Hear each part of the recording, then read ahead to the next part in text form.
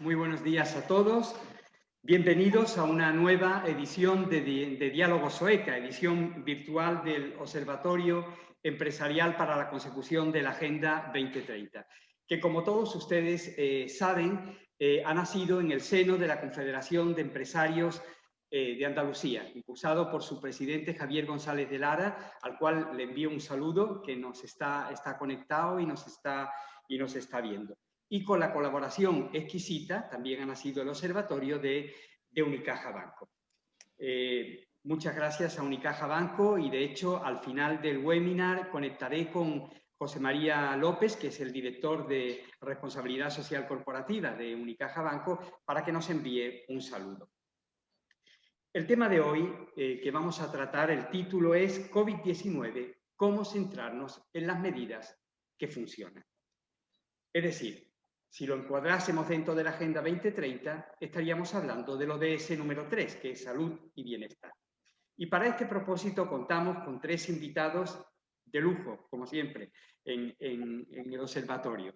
Es un honor para OECA contar con ellos y los voy a presentar ya inmediatamente. Tenemos a Susana Guitart, que es presidenta del Consejo Empresarial de Sanidad y Asuntos Sociales de la CEA. Aparte que es una buena profesional en el campo de las compañías farmacéuticas. Susana, muy buenos días, bienvenida.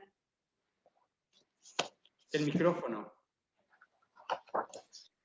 Buenos días, Susana. Gracias, Manuel, buenos días. Buenos días a todos.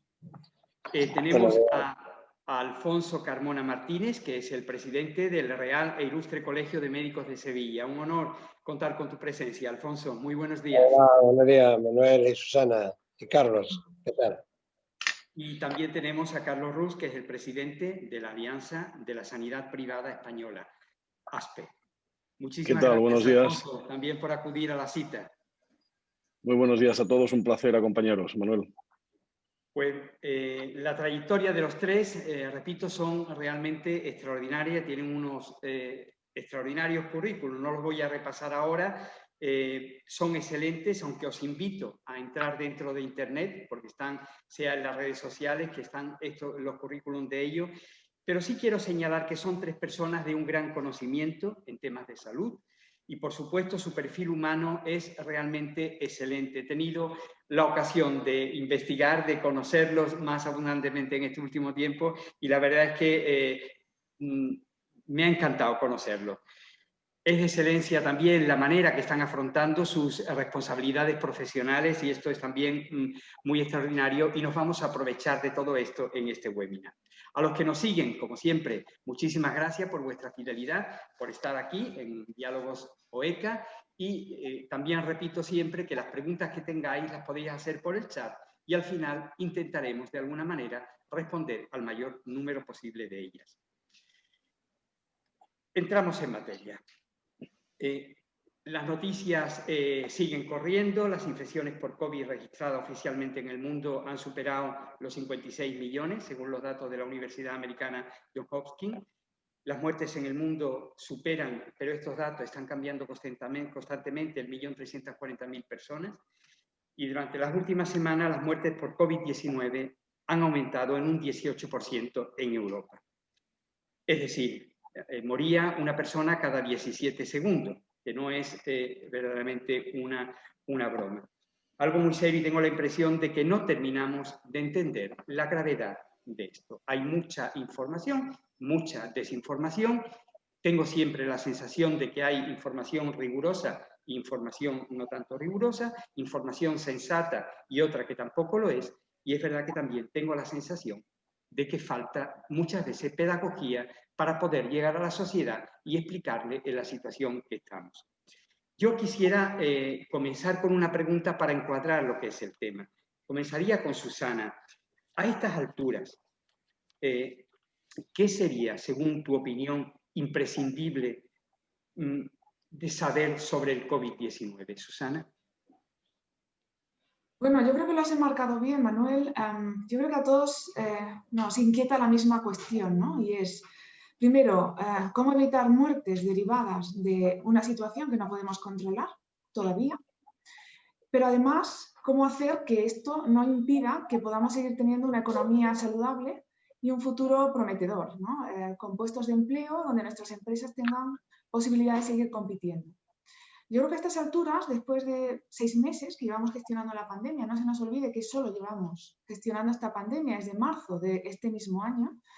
Bueno, hemos dado saltos de gigante, hemos aprendido muchísimo, ¿no? De la pandemia, de cómo adaptarnos a esta circunstancia. También hemos aprendido una cosa importante y es de que como sociedad, como individuos somos frágiles, la fragilidad del sistema y de las personas ha quedado muy manifiesto en este proceso de pandemia. Y yo creo que si tuviera que poner el foco en algo importante para mí, sería, necesitamos entender mejor nuestra fragilidad para salir fortalecidos de esta.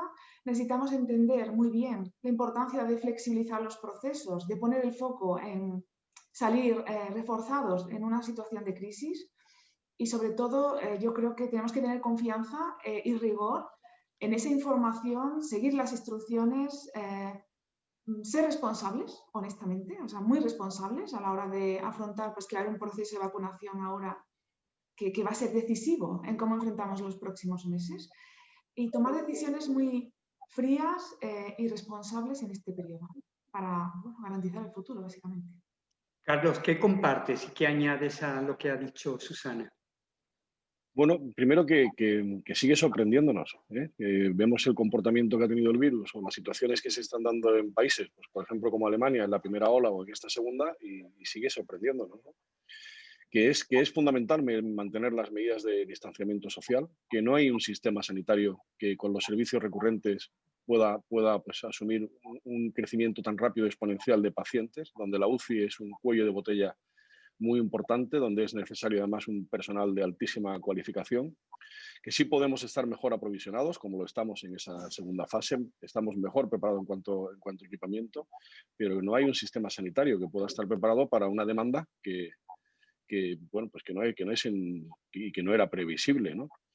Y que en ese personal, que es nuestro recurso sin duda más escaso y también sin duda el más valioso, pues es también uno de los factores más importantes, ¿no? Necesitamos cuidar mucho a nuestros profesionales, tanto por la carga y el estrés que supone esta situación sostenida tanto tiempo, como por la escasez que tenemos de profesionales. O sea, tenemos nosotros situaciones de hospitales que tenemos plantas cerradas por falta de enfermería, ¿no? En este momento. Importante, fundamental, Manuel, concienciación por parte de la sociedad. Las medidas no son un capricho, son fundamentales para poder mantener ese equilibrio entre salud y economía, ¿no? Que tiene un carácter sin duda fundamental y básico en nuestra sociedad, ¿no? Alfonso, tú además estás en contacto directo con muchos pacientes, o sea que conoces la realidad también muy de cerca. Sí, yo creo ambos tienen razón, tanto Susana como Carlos, en el tema en general, pero en cuanto al virus hay que tener en cuenta que esto es una pandemia que nos ha llegado a todo el mundo y ha demostrado que nadie está preparado para esta pandemia. No hemos sido solo nosotros. Tenemos que ver, que fijarnos en Estados Unidos, en Alemania, en todos han tenido los mismos problemas al final que nosotros estamos teniendo. Hay falta de médicos. Ante una guerra, siempre que tú te vas a preparar para una guerra, pues la verdad, si sabes que va a venir esa guerra, la estás preparando y entonces tienes las medidas mucho mejor diseñadas, pero en este caso nos ha llegado el sopetón. Y eso que hemos tenido, porque nos ha llegado el sopetón a todo, y eso que hemos tenido primero lo de China, después lo de Italia y después nos llegó a nosotros.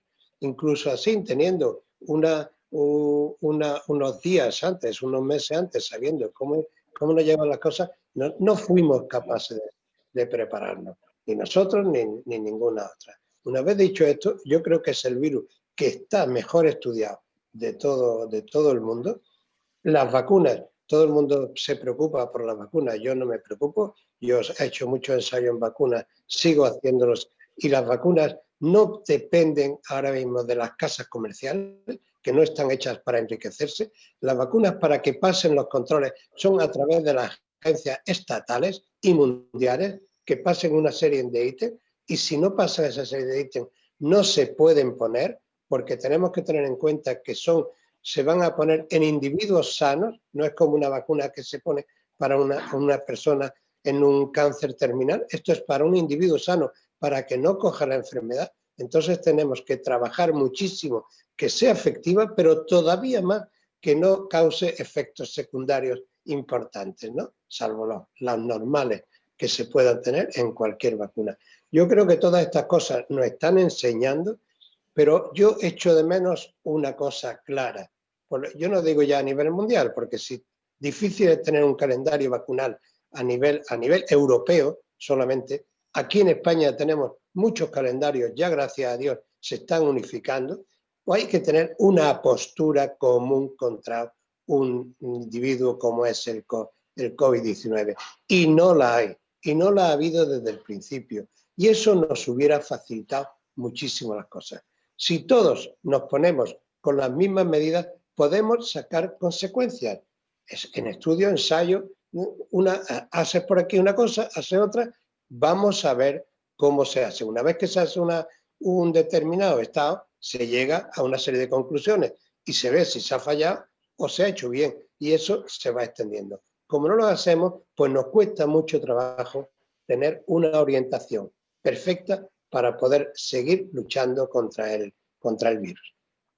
Alfonso, parecía que teníamos en Occidente una estructura sanitaria capaz de afrontarlo todo y sin embargo, al parecer no es así. También por lo que estás tú diciendo, nos ha pillado de sorpresa y hemos encontrado más fragilidad que fortaleza en nuestro servicio. Sí, pero yo te diría que las estructuras sanitarias en Europa son buenas. En Estados Unidos también son muy buenas. Pero aquí en Europa, centrándonos en España, tenemos una estructura buena. Pero ante una avalancha de la que hemos tenido es muy difícil llegar a actuar. Ya no te digo que no teníamos preparado ni material. ¿No acordáis de los primeros que no había mascarillas, que no había respiradores, que no había prácticamente los EPI, las batas, todas estas cosas faltaban? Eso sí se podía haber previsto. No se podía llegar a prever con la virulencia que venía este virus, pero sí se podía haber previsto porque nosotros hemos tenido tiempo suficiente. Teníamos a Italia, que son primos hermanos nuestros, que estaban allí muriendo tremendamente, pasándonos muy mal. Y aquí llegamos y parece ser que iba a ser un catarrito que íbamos a tener todos. No, mire usted, aquí hay una cosa clara y yo no soy un gran experto, pero sí cuando yo vi que pasaba de un continente a otro, hay que hablar de pandemia. Y una pandemia es una enfermedad que llega con una potencia, con una virulencia, como pasó con la gripe anteriormente, como pasó con la peste, como todo esto llegan con una fuerza que es muy difícil de adaptarse. Pero sí hay que estar lo más preparado posible. Y ir sacando consecuencias de todo, de lo que hicieron los chinos, que han sido los primeros, y son los primeros en estar saliendo de eso. Señores, vamos a mandar allí gente si hace falta, a aprender de ellos o traernos de especialistas aquí. Por cargo estarán haciendo mejor que los demás, porque ellos han tenido lo mismo que nosotros. Señores, yo creo que esto no es nada difícil ponerse de acuerdo. Pues aquí no nos ponemos de acuerdo ni para conjuntar un gran equipo de especialistas que sean los que dicten el trabajo que tienen que hacer los políticos.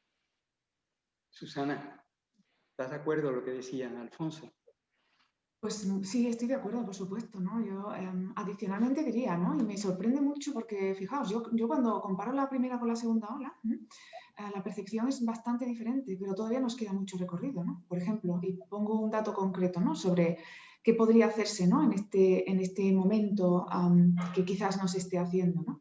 El hecho de que no somos capaces de gestionar la información adecuadamente a mí me sigue sorprendiendo. Por ejemplo, ¿no? Tenemos pruebas diagnósticas, hay registros de la información. Nosotros como ciudadanos seguimos sin saber si en el aula con nuestros hijos hay alguien que se ha hecho una prueba y no ha sido honesto y transparente y no estamos preparados para gestionar esto, ¿no? Y os hablo de casos concretos, ¿no? O sea, ¿por qué es tan complejo, ¿no? que afrontemos esto con algo más de inteligencia en el sentido del manejo de la información? Yo creo que ahí sí que hay una oportunidad no bien gestionada o no adecuadamente gestionada y que merecería la pena, bueno, revisar, ¿no? sí, dado que hemos avanzado mucho en otros ámbitos, también la gestión de la información podría ayudarnos a gestionar mejor esta situación de pandemia. Si hiciéramos, Carlos, una fotografía de este momento del COVID y de la situación que hay, te pregunto, ¿es un maratón o es un sprint el que tenemos que afrontar? Pues yo te diría que es una carrera pues de larga duración, ¿no? Yo creo que hay que ser tremendamente pacientes, que como comentábamos, esto no es una nueva normalidad, esto es una nueva realidad, hay que adaptarse a ella. Alfonso decía, y yo creo que de una forma muy, muy coherente, que es algo que venimos también reclamando nosotros como patronal de la sanidad privada y que yo creo que es fundamental que haya unos marcos estables y claros en tres ámbitos, ¿no? En el ámbito sanitario, que sepamos qué pasa en el ámbito sanitario y cuando pasa en el ámbito sanitario, qué efecto tiene en el marco social. Cuando sabemos lo que pasa en el marco sanitario y lo que provoca en el ámbito social, nos dará una capacidad en el marco económico y empresarial de reacción, de predicción y de adaptación mucho mayor. El modelo de las 17 autonomías con distintos sistemas y funcionamientos, por poneros un ejemplo, ¿no? Que es claro, Navarra cierra al 100% la hostelería, no abre en absoluto. En Andalucía tenemos un criterio intermedio, hasta las 6 de la tarde. En Madrid no se ha cerrado. ¿Y cuáles son las circunstancias que tenemos acá ahora mismo en esta situación en cada una de las comunidades? Que no haya marcos estables sobre los que nos permitan aprender de lo que se está haciendo, de los efectos y de sus consecuencias positivas o negativas, no nos ayuda a mejorar, no nos ayuda como sociedad. Como seres humanos, yo creo, Manuel, que es fundamental saber a qué atenernos. Esto da tranquilidad, elimina el nivel de estrés. Es sorprendente que nosotros a esta altura, Manuel, por ejemplo, con la inmensa mayoría de las comunidades autónomas, no hayamos conseguido resolver todavía la situación de la primera ola, de ese confinamiento, que todavía la sanidad privada esté pues, cerrando negociaciones con las comunidades autónomas para establecer estos marcos estables, para saber cómo se valora esa aportación que hace la sanidad privada, que ha tenido total disposición, ¿no?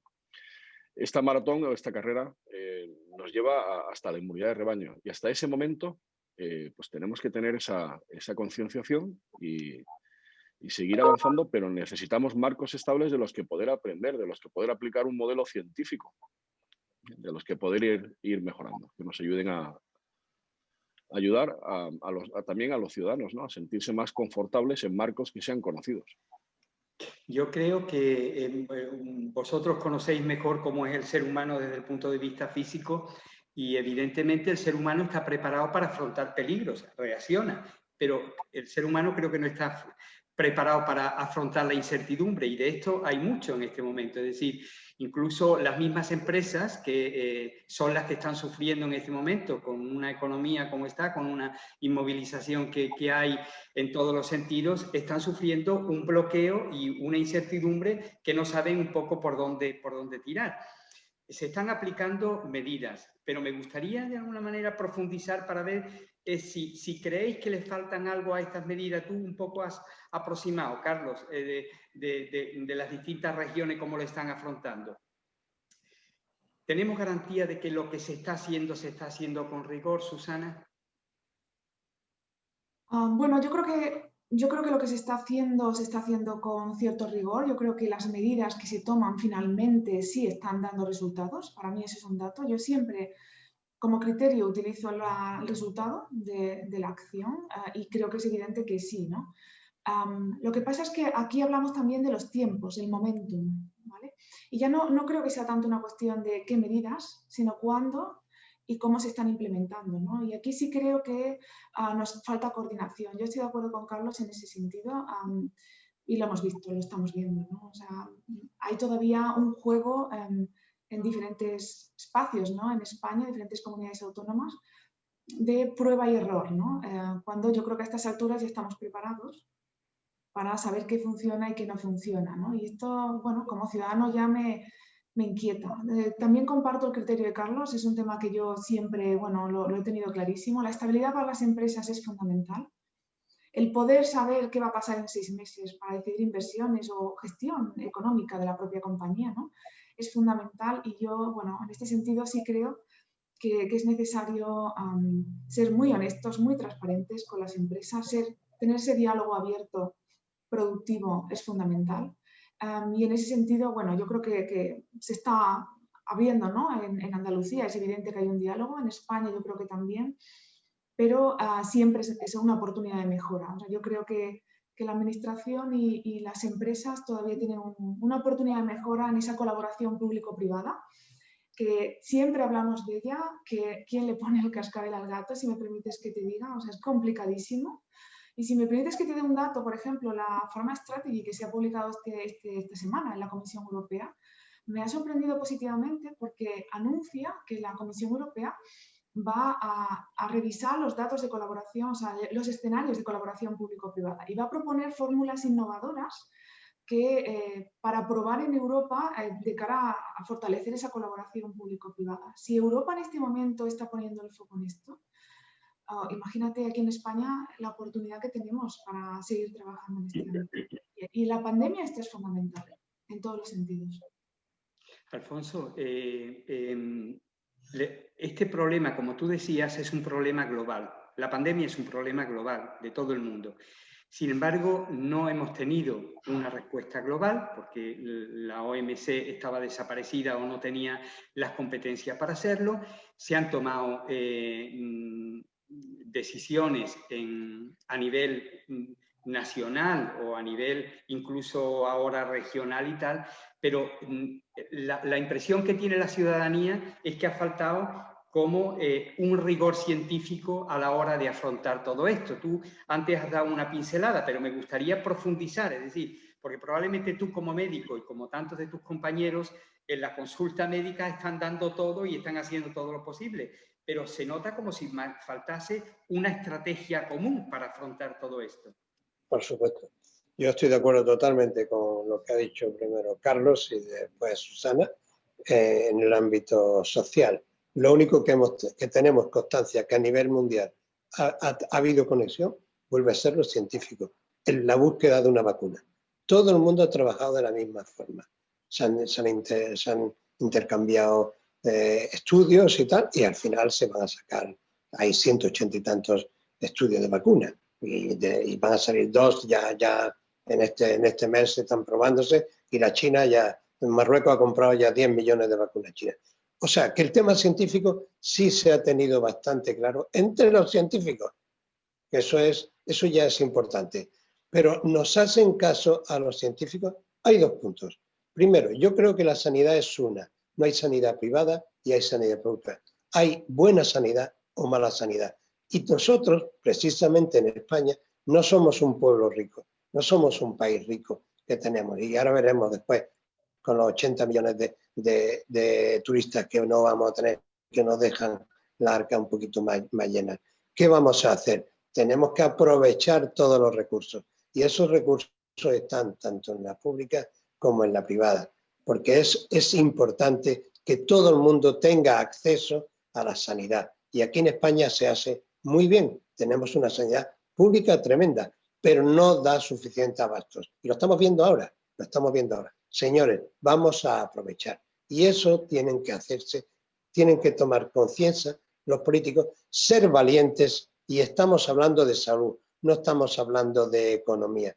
La salud tiene que ser un bien de toda persona que esté aquí en España. Y esa es mi opinión. Y lo que pasa es que hay intereses políticos por medio y ahí se pierde toda la razón.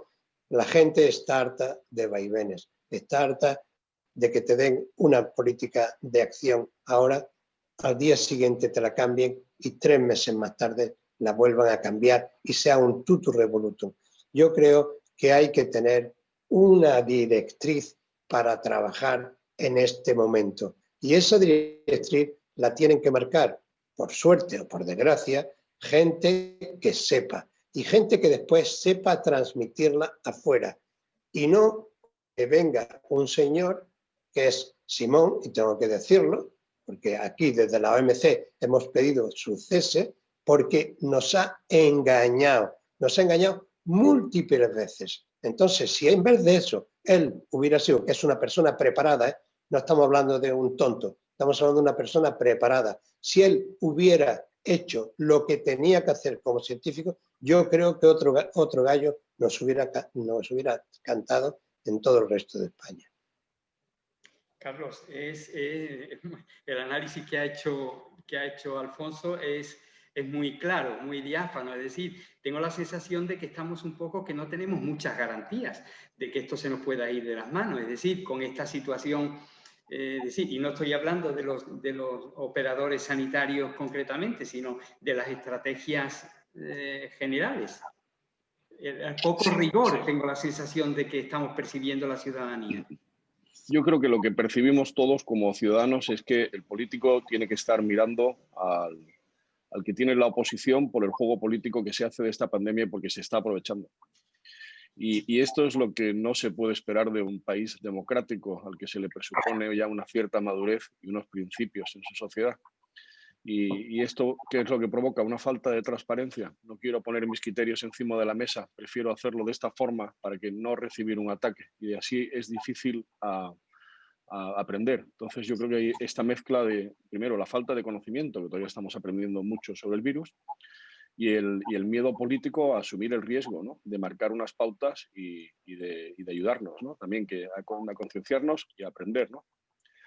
Sí, totalmente de acuerdo que esa es la situación, tristemente, que estamos viviendo, ¿no? Acordaros en aquellos momentos en los que teníamos que decidir si se abría o no se abría ese confinamiento, el que no hubieran sido capaces de ponerse de acuerdo y tomar una decisión desde el punto de vista político, a mí como ciudadano me llama la atención poderosamente, ¿no? ¿Qué echáis de menos en esta situación? No sé si, Alfonso, tú querías intervenir con lo que había dicho Carlos. ¿Querías responder algo? Yo creo que ha dicho. Yo creo que, mire, hay una cosa muy clara. Se toman medidas, en cada comunidad, lo dijo Carlos al principio, la han tomado de una forma. ¿Pero hemos sacado alguna enseñanza de alguna de ellas? La hemos metido toda en un cóctel, la hemos agitado y hemos sacado una serie de conclusiones? No, porque cada uno hace lo que le da la gana. Y eso hay que decirlo así. Y si lo hubiéramos todo hecho desde la parte central, que nos hubiera dirigido en condiciones, hubiera sido mucho más fácil sacar esa enseñanza que necesitamos. Ahora cierran a las 6, como ha dicho Carlos. Otros cierran a las 10, otros nos cierran. ¿Tú sabes lo que va a pasar ahora que la gente no puede comprar ahora? ¿Por qué se cierra una ferretería a las 6 de la tarde y a mí se me apaga, se me funde la luz y no puedo ir a comprar un plomillo? Por Alfonso, ejemplo, y el malestar que genera esto en la sociedad, el ver cómo en el empresario en general, ver cómo en una zona se están aplicando unas medidas que no les están haciendo ese daño, donde no hay un rigor. Si es que se está arruinando, no. se está arruinando y tú no puedes decir. Ahora cuando yo salga a las 6 de la tarde, a partir de dentro de unos días, que nos den mano ancha, tú te supones cómo van a estar las tiendas. Si ahora si la gente está haciendo toma las medidas, si tú vas a un restaurante, tú vas a una tienda y tienen las medidas perfectamente ya mentalizadas y organizadas y tal, deje usted hasta una hora mucho más prudente, porque después no van a tener que salir en bloque.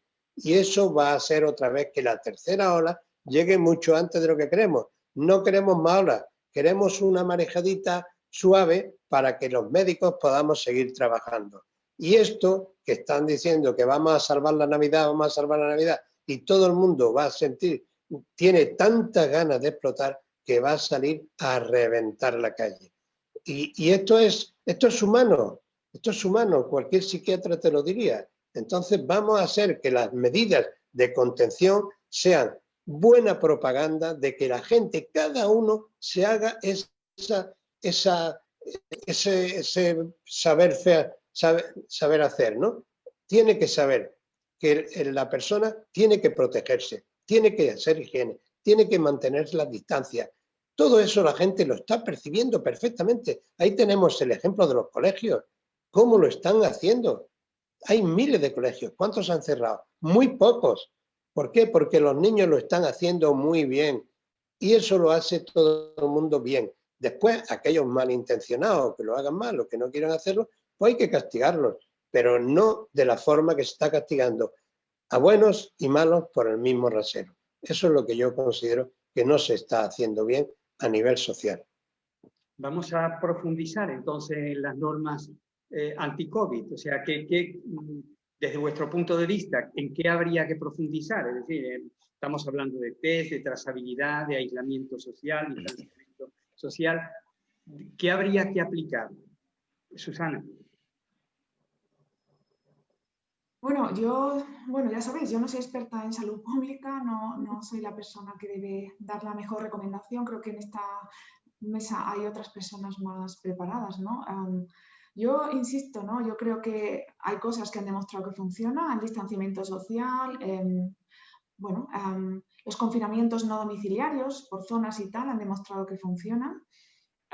Pero también existen otras situaciones que sabemos que funcionan, por ejemplo, las actividades al aire libre, ¿no? Y que nos permiten seguir haciendo una vida razonablemente normal, ¿no? Poder ir a un restaurante o poder hacer deporte o poder ir de compras, ¿no? Con ciertas normas. Y yo creo que esto, nos da una garantía de que podemos seguir con nuestra vida siguiendo también las normas, ¿no? Otra cosa es cómo luego se decidan aplicar en cada caso, ¿no? Yo creo que faltaría, por ejemplo, si me permites, como dije antes, ¿no? Más acceso a la información, más información estructurada que nos ayude también a gestionar determinadas zonas, a gestionar también como individuos, ¿no? Nuestra propia movilidad, decidir cuándo nos exponemos, cuándo no debemos exponernos, ¿no? Porque estamos en un entorno peligroso. Pero bueno, en general yo creo que sí, que hay cosas que han demostrado y que debemos utilizarlas con inteligencia. Que es lo importante. Yo estoy de acuerdo, Alfonso, con una cosa que tú decías, que los colegios probablemente lo están haciendo bien, pero yo te tengo que decir que desde mi experiencia personal, de que todos los días cuando salgo del trabajo voy a casa, evidentemente conozco el funcionamiento de los colegios, sé que dentro lo están haciendo perfectamente bien, pero después veo los niños fuera en la calle y ahí no se están cumpliendo de alguna manera ninguna norma en este sentido. Es más, el otro día me impresionaba el hecho de una declaración que hacía Elías Bendodo sobre la situación que hay en Granada, y decía que el 65% de la gente de las personas que están ingresadas en la UCI en Granada, el contagio le había venido de los hijos.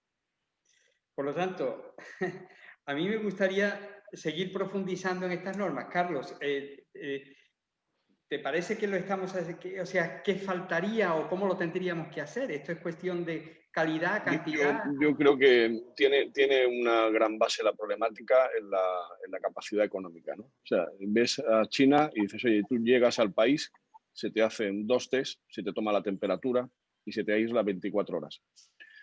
Si el resultado es positivo, quedas bajo criterio médico, ¿no? Si el resultado es negativo, se te aísla durante un periodo de 14 días. Se te realiza una prueba de nuevo antes de permitirte salir y se pone un dispositivo en la puerta de la vivienda para que la persona no pueda salir, se le atienden sus necesidades. ¿Qué es lo que se ha hecho? Pues un cribado. Es que decimos, oye, distanciamiento social, y dices, sí, distanciamiento social sí, mientras que no puedas realizar un cribado correcto de la población y entonces trazabilidad. Pero, ¿qué es lo que ocurre? Que esto es poner a disposición una cantidad ingente de recursos, tremendamente complejos. Hemos visto, por ejemplo, como en la misma provincia de Sevilla se han realizado cribados de ciertas poblaciones, ¿no?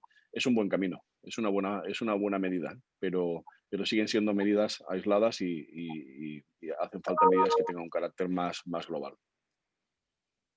Alfonso. Yo creo que está claro, el ejemplo de China, no hay otro. Los recursos que tenemos aquí, pues a lo mejor no son iguales, pero se pueden. Nosotros tenemos que tener el ingenio suficiente como para poder aplicarlos y aplicarlos bien. Yo creo que esto que tú comentas de los hijos es la primera noticia que tengo. Lo que sí está claro, que a lo mejor está muy cegado, porque lo que está claro es que los niños se contagian muy poco entre ellos, contagian muy poco a los mayores, inversamente a lo que pasa con la gripe. La gripe sí contagia, los niños son los mayores vectores de todo el mundo. Ellos son los que nos contagian a los adultos. Pero en el caso del COVID, a Dios gracias, no es así. Eso lo demuestra. ¿Qué pasa? Que los niños lo están haciendo bien dentro del colegio, pero si te vas a un colegio, a la puerta de un colegio, Si os vais a la puerta de un colegio al mediodía, es para echarse las manos a la cabeza. ¿Qué ejemplo le estamos dando a los niños? Están los padres agolpados, pero agolpados uno encima de otro, incluso algunos sin mascarilla, esperando a los niños. Pues, ¿qué le estamos dando? Pues un mal ejemplo. Si el problema es, lo que te digo, es que hay que concienciar, y hay que concienciar desde la Junta de Andalucía, desde la Junta de Madrid, desde donde sea, pero que haya una buena propaganda como la que se hizo con los accidentes del automóvil, y que la gente sepa bien cómo tiene que hacer.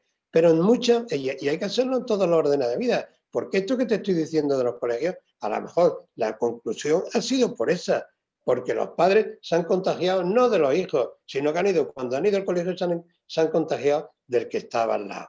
Yo creo que todas esas conclusiones, como había dicho Susana, toda esa información hay que ganarla, hay que conjugarla y sacarla a la luz y sacar las conclusiones. Si hacemos eso, seguro que podemos vencer a este bicho. Y seguro que en la tercera ola que vendrá, y ya no tengo duda, porque después de esta segunda que hemos tenido aquí, la tercera va a venir, vamos a intentar que de verdad sea una ola que va llegando ya a la orilla, que no sea otra vez una ola de 7 metros, que entonces sí que nos va a dejar totalmente exhaustos y sin poder sacar la cabeza del agua.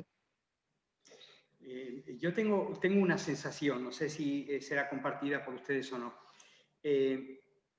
Parece como si el COVID-19 hubiera sido una cortina que ha caído y ha apagado o ha escondido otros tipos de dolencia, otros males, otras situaciones que normalmente en esta fecha, hablemos por ejemplo de la gripe, pues cuántos muertos deja, cuántos fallecimientos deja a lo largo del año en todo el mundo, y otras enfermedades, el mismo cáncer y tal. Como si de repente la gente solo se muriera de COVID-19, es decir, y me gustaría ver desde 3 perspectivas distintas, es decir, las farmacéuticas siguen trabajando para otras vacunas, para otros problemas. Por ejemplo, sabemos que el sarampión está recortando en otras zonas, por ejemplo, concretamente de África, de Hispanoamérica y tal. Como médico, es decir, ¿estáis atendiendo también otras dolencias y cómo se están llevando? ¿La sanidad ha cerrado especialidades y está atendiendo solamente al COVID? Un poco me gustaría centrar este tema así. Susana. Buena pregunta. Con mi experiencia en la farma, bueno, yo te diré, no hay ninguna duda que la farmacéutica no va a perder el norte, las farmacéuticas, en esta pandemia. O sea, no van a dejar de hacer lo que tienen que hacer e invertir en los fármacos que tienen prefijados desde en su pipeline o en su plan estratégico por una pandemia, ¿no? Porque tienen capacidad para combinar la investigación y poner además a disposición de la pandemia precisamente esas capacidades que han ido desarrollando para otros fármacos, ¿no? Aquí también te diré, ¿no? La farma ha puesto un especial hincapié, ¿no? Se está preocupando especialmente por garantizar el supply, ¿no? Lo ha hecho en la primera ola, yo creo que también en la segunda es uno de los temas súper importantes en España y en Europa. Aquí hay una sensibilidad muy importante y un trabajo de colaboración público-privada que yo quiero poner en valor. O sea, cuando ha hecho falta, las administraciones y las empresas en temas críticos se han puesto de acuerdo en este ámbito y es público, o sea, es algo que está en los medios, no es una opinión mía personal. Pero sí quiero manifestar que hay cosas que vemos y que creemos que han sufrido, ¿no? La pandemia ha hecho que, por ejemplo, las listas de espera, ¿no? Salía publicado en prensa la semana pasada cómo esta pandemia está influyendo en la dimensión de las listas de espera. Por ejemplo, un dato que yo leía es, más de casi el 40%, el 35% de los pacientes está esperando hasta 6 meses una cirugía, lo cual es el doble que hace un año. Y si pensamos en el cáncer, por ejemplo, pues ya no me puedo ni imaginar cómo está la situación, ¿no? Y estos son los temas que yo creo que como sociedad, ya no solo como multinacionales, o sea, ya no hablo desde el ámbito farmacéutico, evidentemente, ¿no? Sino como profesional, como persona, debería, hacernos repensar que la pandemia no puede justificar que se estén desatendiendo cuestiones tan importantes como la gestión de los procesos oncológicos o las cirugías que están, bueno, pueden llevar a causar muertes no necesarias y de una forma injustificada, desde mi punto de vista. Carlos. Yo te contaría dos casos y una iniciativa. Dos casos que además he comentado en algún momento con Alfonso Carmona también, de dos profesionales médicos, uno en Andalucía y uno en Madrid, que fallecen por un infarto, que no acuden a tratárselo y 3 días más tarde uno fallece en el taxi y otro fallece en la ambulancia.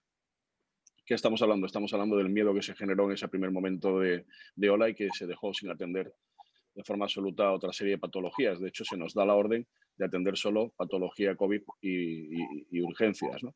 Y de hecho, lanzamos una campaña en la que tengo que agradecerle a Alfonso el apoyo, que fue uno de los principales impulsores de la iniciativa.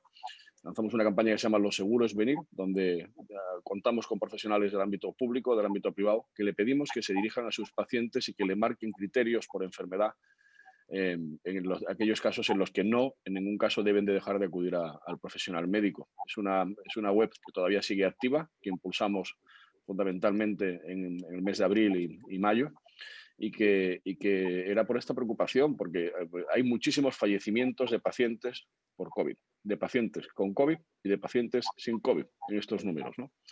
Y es tremendamente difícil también diferenciarlos, ¿no? Yo creo que se ha aprendido de la primera hora a la segunda a no cerrar la actividad sanitaria. Es cierto que las listas de esperas están creciendo, pero fundamentalmente en días, más que en pacientes, porque no se están diagnosticando, porque no se estaban realizando las consultas y por lo tanto no ha crecido tanto el volumen de pacientes, pero sí los días de atención, ¿no? Pensemos que en España se hacen unas 350.000 intervenciones quirúrgicas al mes y que hemos estado al menos 2 meses y medio parados y que ya en agosto estábamos a un 80% de la actividad que teníamos en el comparativo con otro año. Quiere decir que todavía no habíamos llegado a la normalidad. Entonces, en el momento que aterricemos y volvamos a la actividad normal es cuando de verdad va a salir toda esa cantidad, ¿no? Andalucía ha sido la única comunidad autónoma a nivel nacional que ha hecho un plan específico de choque con lista de espera. El único. Y es una cuestión en la que yo creo que hay que felicitarles. Alfonso. Yo creo que efectivamente lo que acaba de decir Carlos es toda la razón y creo que en Andalucía se está haciendo bastante bien por las listas de espera que se han intentado quitar. Incluso se empezaron en agosto para que cuando se suponía que iba a llegar la siguiente hora, pues tuviéramos más recursos a disposición del COVID. Pero hay una cosa que no se está haciendo y no se está haciendo tampoco en Andalucía de la forma que se tenía que estar haciendo, por lo menos desde mi punto de vista. Hay una cosa, para que un médico pueda tratar a un paciente, tiene que estar desburocratizado. No puede estar pendiente de papeles, señores. El papel no cura. El papel no cura. Cura la mano del médico en lo alto, cura el bisturí y cura el mendo. Si no, no hacemos nada. Yo no puedo estar con una lista de espera en mi consulta de 30 y tantos, hacer 30 y tantas llamadas, hacer el seguimiento, hacer lo otro, llamar para decir los resultados que son negativos de la última COVID y tener una cantidad ingente de horas de trabajo en una cosa que no es necesaria y que la pueda hacer cualquier otra persona que sea medianamente culta. Y si no, se le da un cursillo, que eso es muy fácil.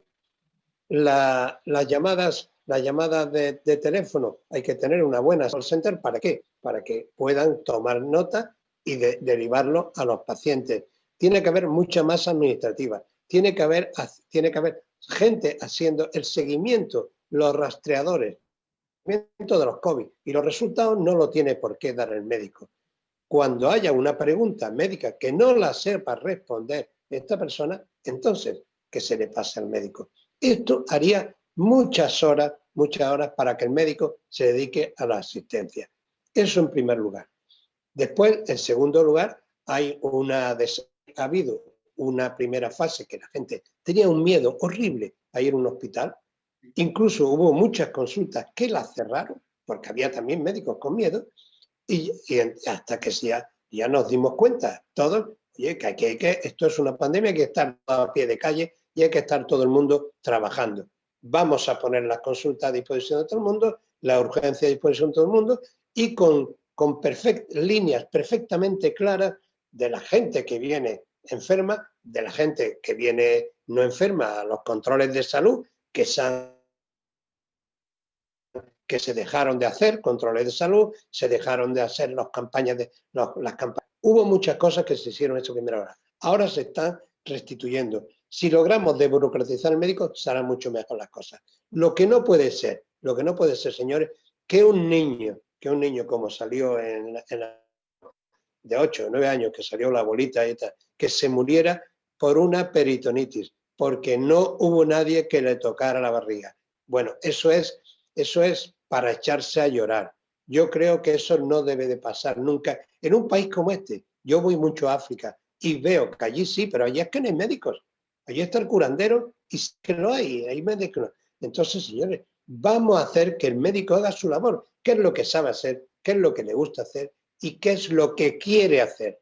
Ahora, déjeme usted, porque no todo es COVID. Hay muchísimas más patologías y mucha patología, como ha dicho Susana, como ha dicho Carlos, que se están muriendo porque no se le ha dado atención. Y eso es gravísimo. Y yo creo que eso es solucionable haciendo una serie de movimientos que no tienen nada que ver con el médico, sino ayudarle al médico a que haga eso. Si eso es tan difícil, pues yo no lo acabo de entender.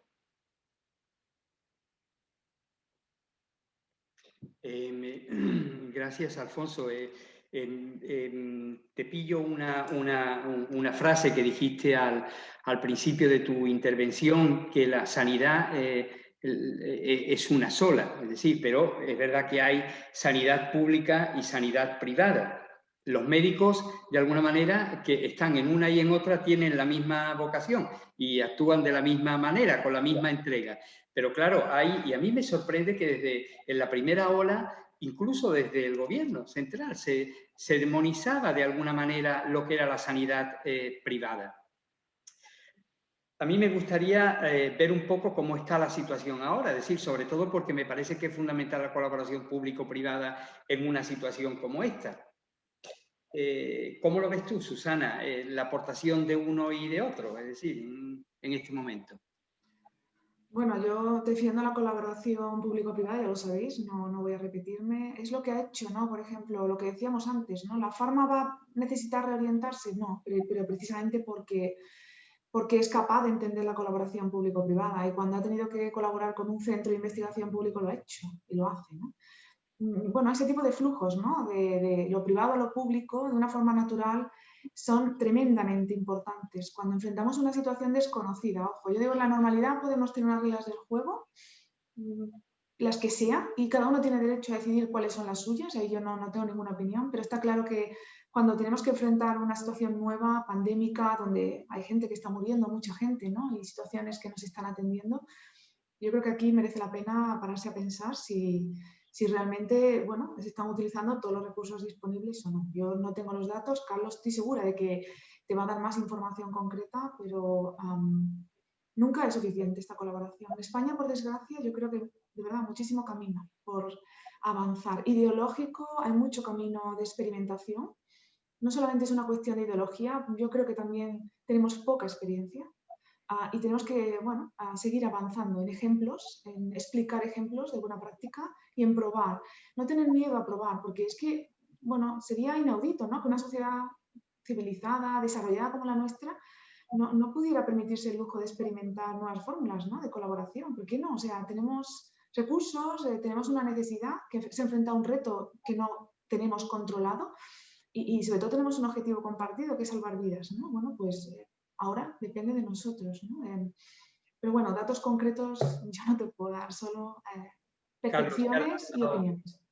Te has lanzado la pelota y me gustaría que profundizaras bien por despejar también estas dudas y esta situación que se ha creado un poco en la desinformación sobre la sanidad privada.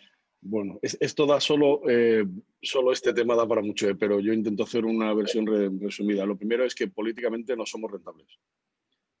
Políticamente no somos rentables. Entonces, no tenemos quien nos defienda y coja esa bandera prácticamente, y muy poca valentía por parte de muchos políticos para defender el papel que realmente realizamos. Tuvimos la suerte de poder mantener una conversación con el rey en la época de pandemia, y él nos decía que esta era una de sus preocupaciones, ¿no? Que consiguiéramos quitarnos ese San Benito, ¿no?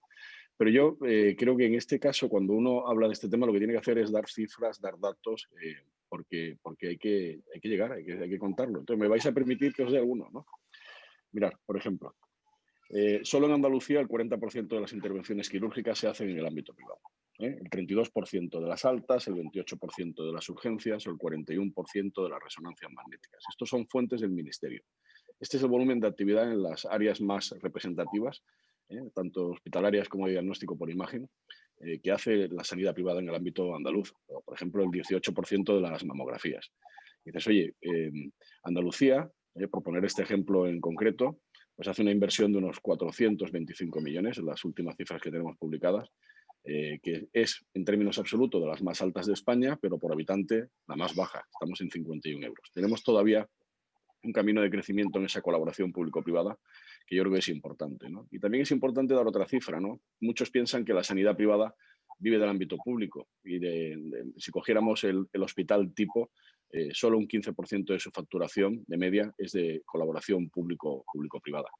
Nuestro principal paciente viene a través de la compañía aseguradora, que ya se ha llegado en estos meses a los 11 millones de españoles, se ha superado por primera vez los 11 millones de españoles, y por el paciente privado. El paciente público, también por las diatribas y por las derivaciones que vamos teniendo a nivel político, muchas veces no sabemos si seguir continuar con esa colaboración por la tremenda variabilidad que hay a nivel político, ¿no?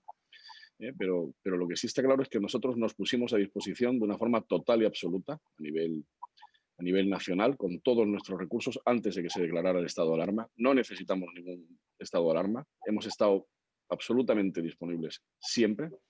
Me gustaría darte también algunas de las cifras que tengo de Andalucía, concretas del COVID, porque son llamativas. Nosotros en Andalucía hemos atendido el 26% de los pacientes hospitalizados y el 22% de los pacientes en UCI. Este es un estudio que hemos realizado en 124 hospitales. Bien. Pero hemos tenido una caída de actividad, por ejemplo, en intervenciones quirúrgicas, por marcarte dos pautas, del 86% en los meses de confinamiento o del 72% en pruebas diagnósticas. Y este estudio os lo hago llegar cuando queráis para que podáis mirarlo. Es bastante más extenso que las cifras que os estoy dando. Entonces, en estas circunstancias, a pesar de ello, el 83% de los hospitales en Andalucía contrató personal, independientemente de esas circunstancias y ante la preocupación de lo... El 83% de los hospitales contrató personal, incrementó plantillas. En estas circunstancias de caída de actividad y ante la preocupación por la situación. Yo creo que es muy importante. Y por darte un dato que a mí me resultó tremendamente llamativo.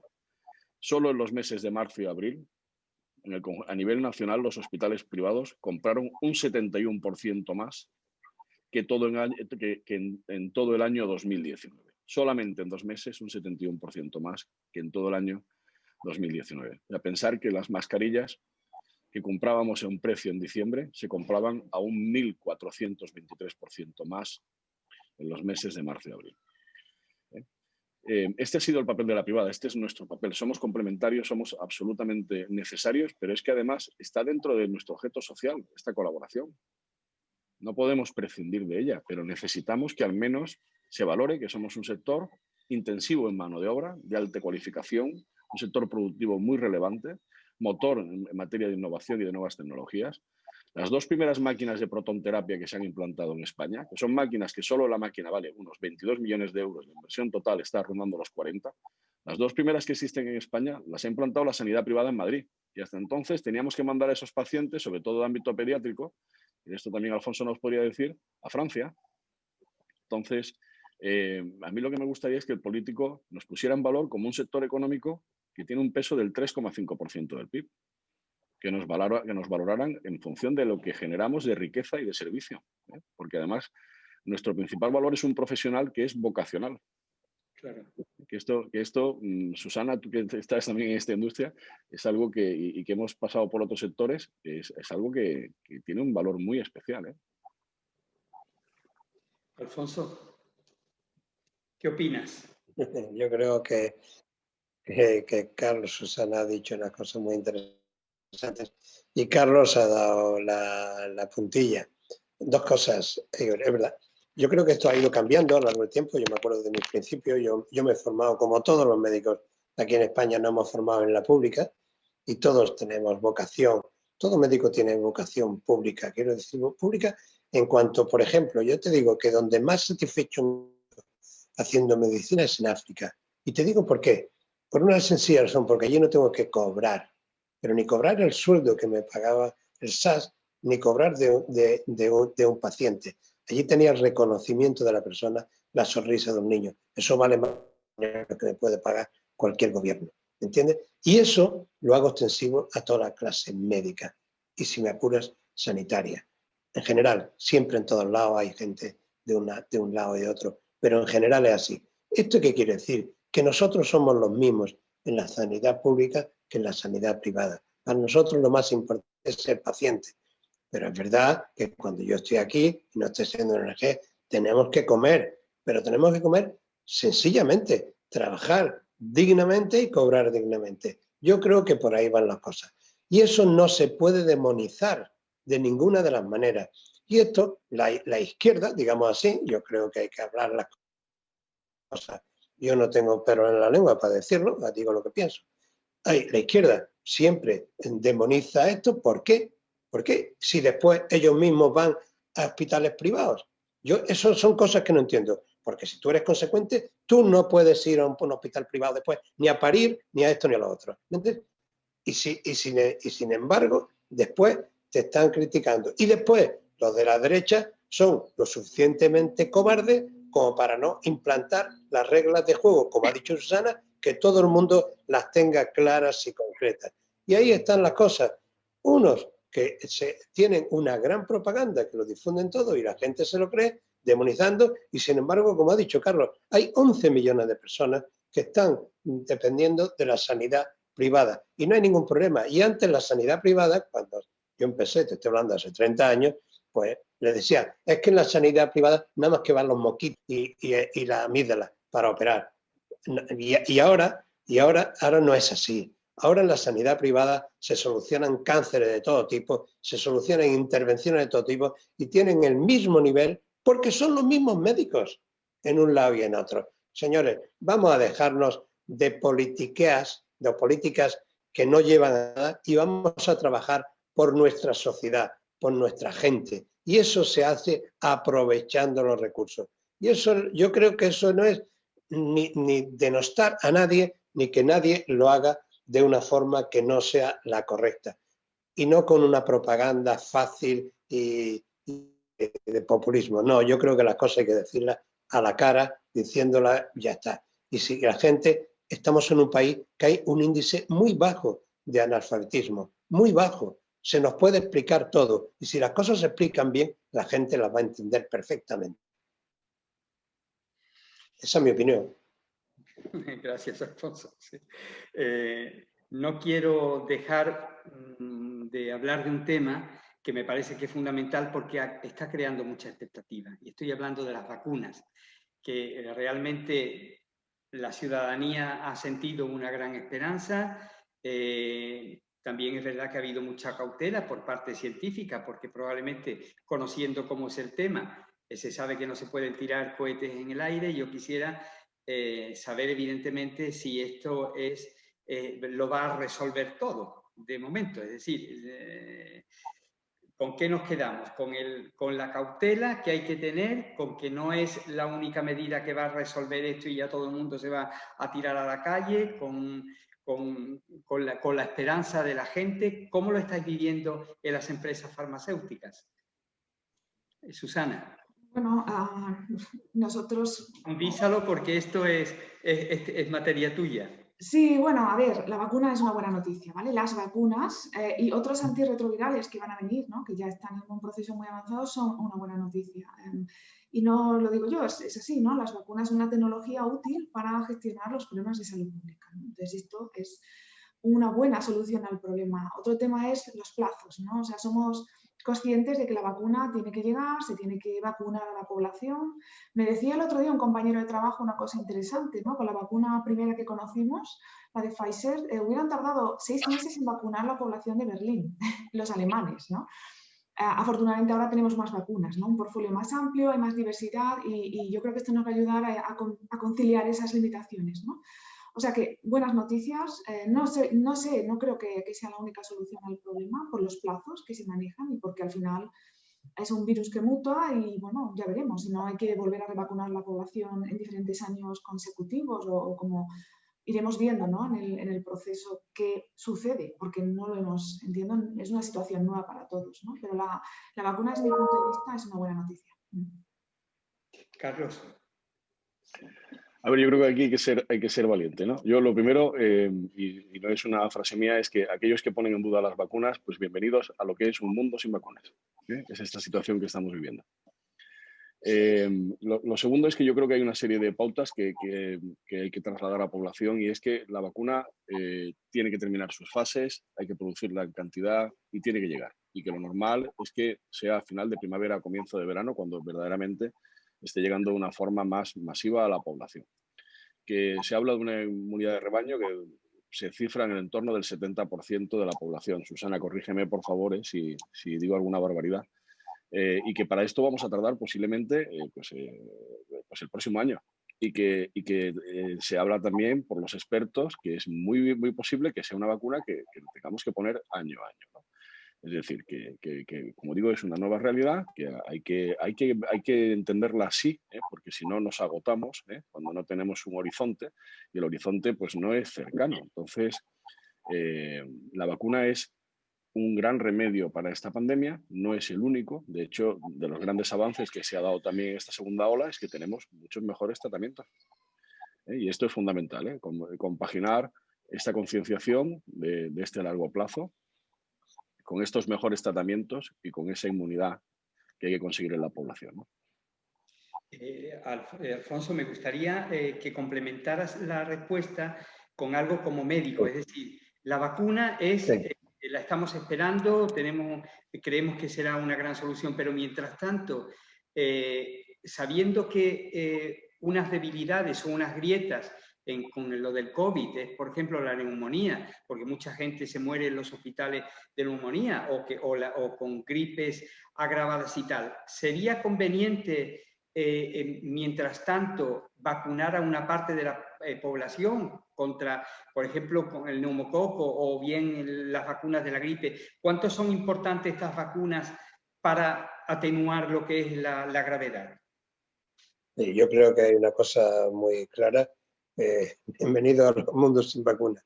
Es verdad, las vacunas todos sabemos que es el segundo, después de la potabilización del agua, el segundo mejor la invención que ha ayudado a mejorar la salud en el mundo.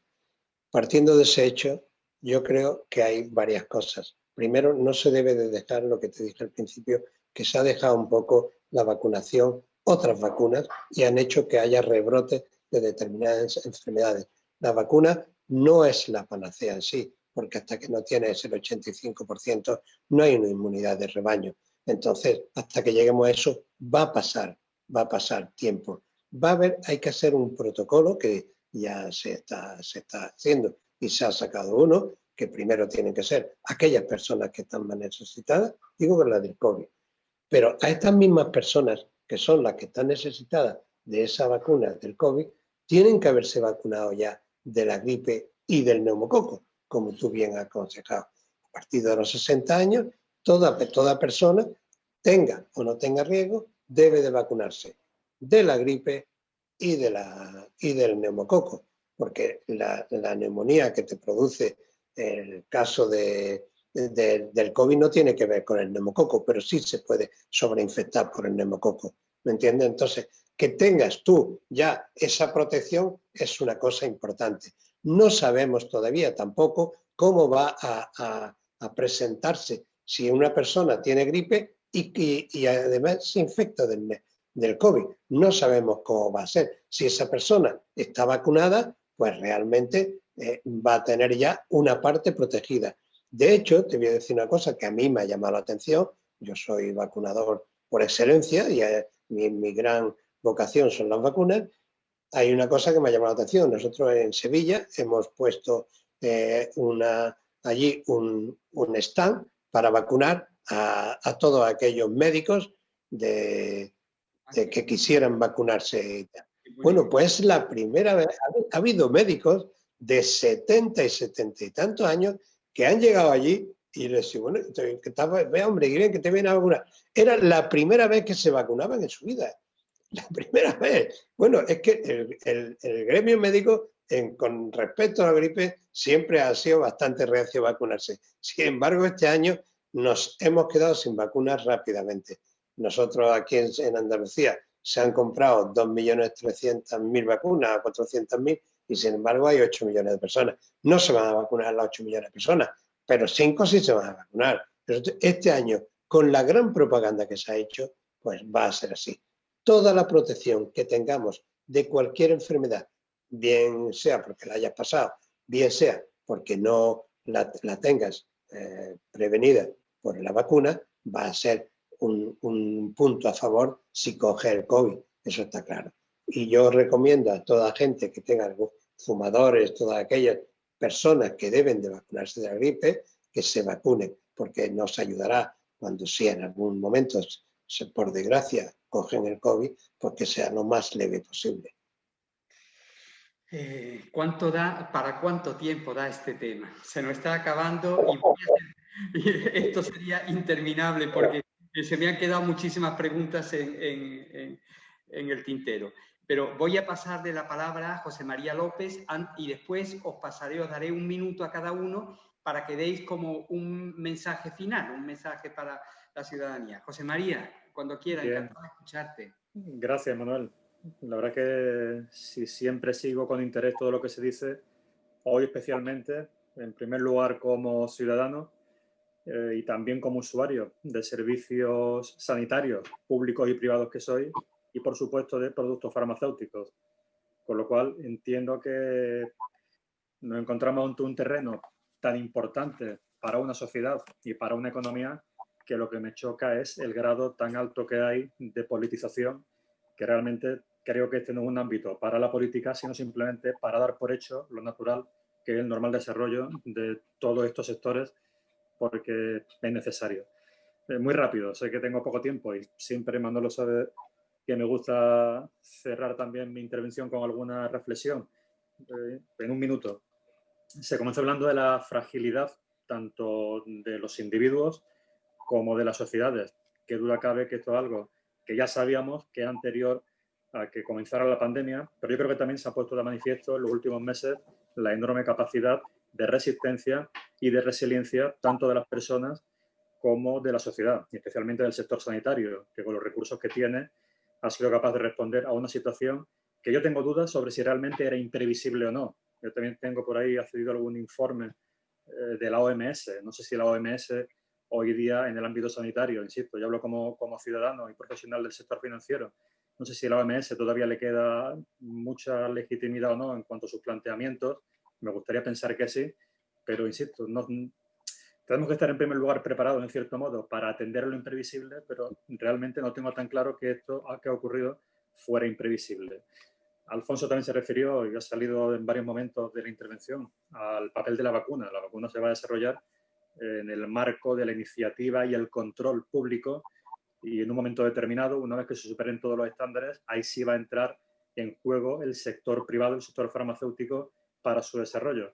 Esto lo que va a hacer es llevarnos también a un terreno de juego que es el que ya conocemos, que también se ha comentado, como el de la colaboración público-privada, que no es que sea conveniente, es que es absolutamente necesaria. Evidentemente, esto va a beneficiar a un sector económico como es el farmacéutico, pero yo tampoco entiendo que esto sea, como se dice por algunos, algo reprobable.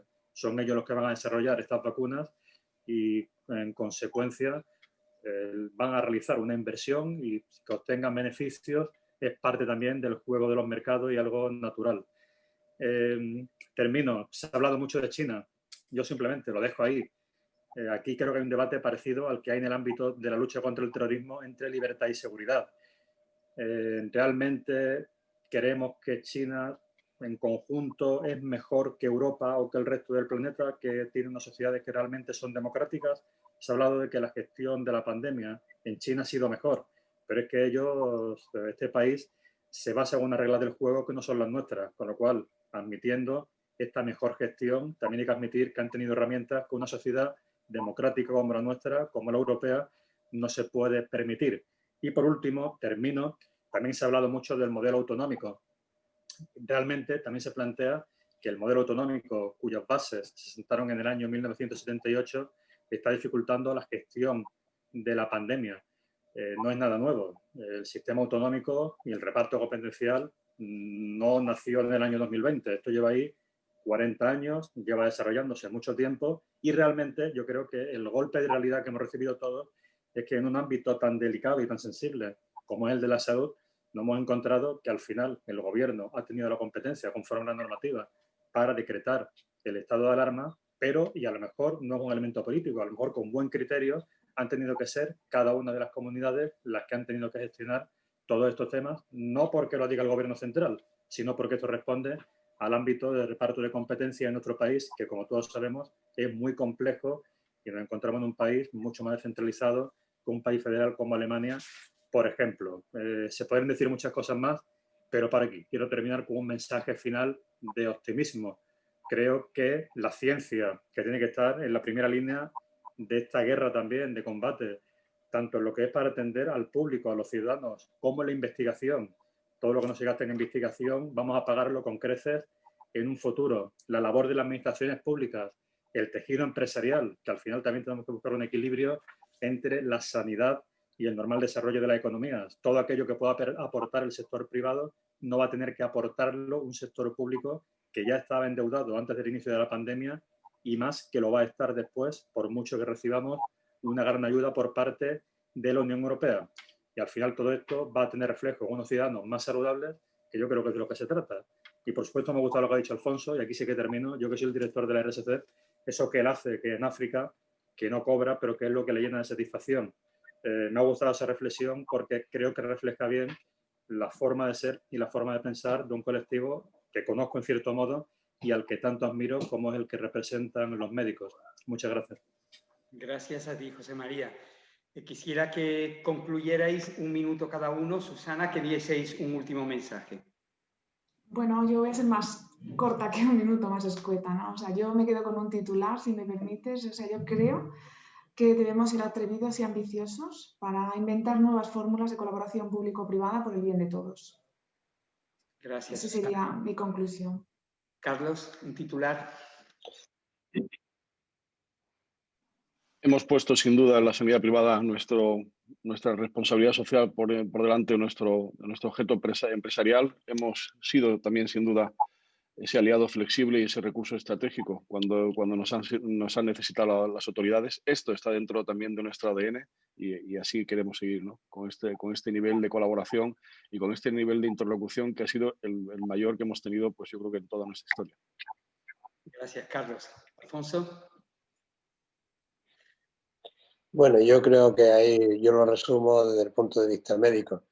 Cada uno de nosotros debemos de convertirnos en un dique contra este bicho. ¿Cómo? Pues aplicando todas aquellas medidas que estamos ya muy bien concienciados con ellas, pero que hay que aplicarlo. Una cosa es hablarlo y otra cosa es aplicarlo. Y no aplicarlo solo cuando estemos en la calle, sino cuando estemos en un restaurante, cuando ahora van a venir unas relaciones que van a ser mucho más íntimas y todos perdemos un poco el miedo a que esta persona que es muy allegada a nuestra no está sana y sin embargo a lo mejor esta persona llega y está infectada y crea una situación grave para todos. Si todos nos concienciamos de esta forma, seguro que venceremos más antes que después a este virus. Muchísimas gracias, Alfonso. Muchísimas gracias a todos. Creo que este evento virtual de hoy ha hecho mucho bien a muchas personas que nos han seguido y también que hará bien a las personas que lo seguirán a través del vídeo que después difundimos a través de OECA y a través de la Confederación de Empresarios de Andalucía. Seguiremos, nos daremos cita en las próximas semanas, haremos un parón ahora en los diálogos OECA y seguiremos proponiendo temas de interés, ya que nuestro objetivo es nutrir de ideas y de buenas prácticas a la sociedad que influyan también en la toma de decisiones y repercutan en la opinión pública. Yo me quedo con una frase, con un titular para daros las gracias, y es que no debemos rendirnos, es decir, no bajemos la guardia y seamos precavidos, sobre todo en estas fiestas que vienen, que el bicho sigue vivo y nos puede atacar en el momento que menos lo pensemos. Muchísimas gracias. Un fuerte abrazo a todos. Gracias.